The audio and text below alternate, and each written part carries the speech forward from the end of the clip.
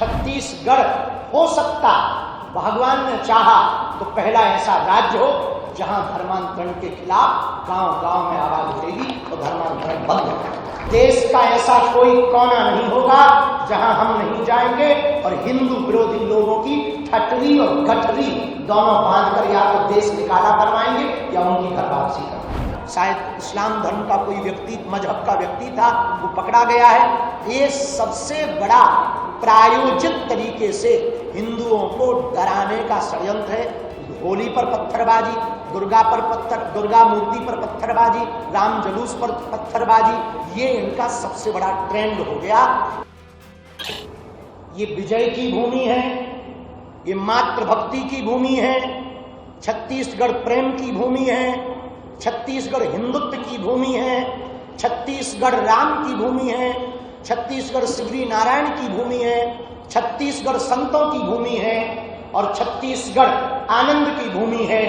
अब धीरे धीरे छत्तीसगढ़ की दिशा और दशा बदल रही। हिंदुत्व के विचार प्रसार के कारण धर्मांतरण पर लगाम लग रही है और आने वाले दिनों में छत्तीसगढ़ हो सकता, भगवान ने चाहा तो पहला ऐसा राज्य हो जहां धर्मांतरण के खिलाफ गांव-गांव में आवाज उठेगी और धर्मांतरण बंद होगा। पूरे भारत में छत्तीसगढ़ के लिए जो सबसे बड़ा दाग था छत्तीसगढ़ का, नक्सलाइट, वह बेदाग होने जा रहा। इसके लिए बहुत बहुत शुभकामनाएं संपूर्ण छत्तीसगढ़ को। और जो भी सिपाही अपने प्राणों की बाजी खेलकर जमीन पर उतरकर गांव-गांव में अपने बलिदान के भय से दूर होकर बिल्कुल डट करके सीना तान करके नक्सलियों का सामना कर रहे हैं और उनको ढेर कर रहे हैं, और धीरे धीरे यह दाग छत्तीसगढ़ का अब बेदाग हो रहा है। यूपी में अभी पदयात्रा है, फिर संभल हम जाएंगे और उन नक्कटों की भी ठटरी मारेंगे, चिंता मत करो।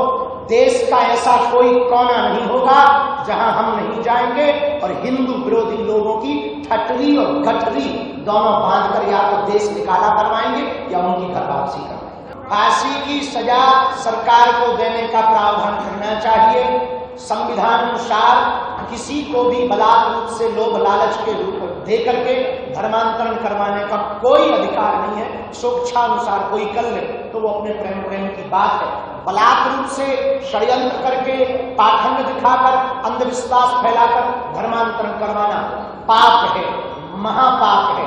इसके खिलाफ सरकार को फांसी का प्रावधान लाना चाहिए। पूरे भारत में हिंदुओं को डराने धमकाने का प्रोपोगंडा विदेशी ताकतों के द्वारा पोषित करके चलाया जा रहा। चाहे वो बिलासपुर में शिवलिंग के ऊपर किया गया कुकृत्य हो, उसमें एक पकड़ा भी गया है।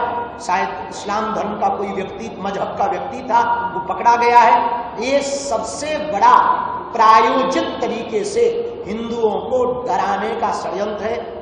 होली पर पत्थरबाजी, दुर्गा मूर्ति पर पत्थरबाजी, राम जुलूस पर पत्थरबाजी, ये इनका सबसे बड़ा ट्रेंड हो गया। इसी के लिए तो हम हिंदुओं के डर को मिटाने के लिए पूरे देश भर में पदयात्राएं कर रहे हैं, तो हिंदुओं को जगा रहे हैं कि हिंदुओं अब तुम माला और भाला अपने साथ रखो।